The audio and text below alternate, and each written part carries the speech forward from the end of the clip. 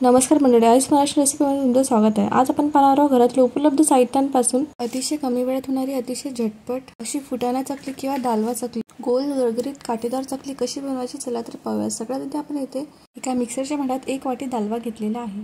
त्यानंतर आता आपण हे मिक्सरमधून बारीक करून घेऊया। चला तर आपण बारीक करून घेतले। त्यानंतर एका कोपऱ्यात आपण हे पीठ टाकून घेऊया। त्यानंतर इथे 1 वाटी आपण तांदूळाचं पीठ टाकून घ्यायचं आहे। त्यानंतर 2 चमचे लाल तिखट, जिरा पावडर, धनिया पावडर, हिंग, चवीनुसार मीठ, त्यानंतर क्रश करून ओवा टाकून घ्यायचा आहे।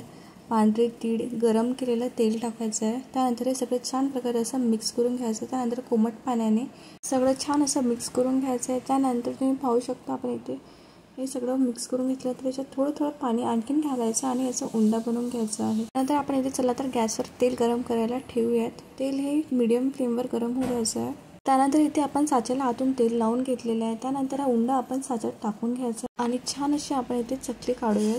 तुम्ही पाहू शकता चकलीला किती छान प्रकारे आकार येत आहे आणि त्याला काटे सुद्धा खूप छान येत आहेत। चला तर इथे आपली चकली बनवून तयार झाली आहे। त्यानंतर आपण चकली तळून घेऊयात। असेच आपल्या इथे सगळ्या चकल्या तळून घ्यायच्या आहेत।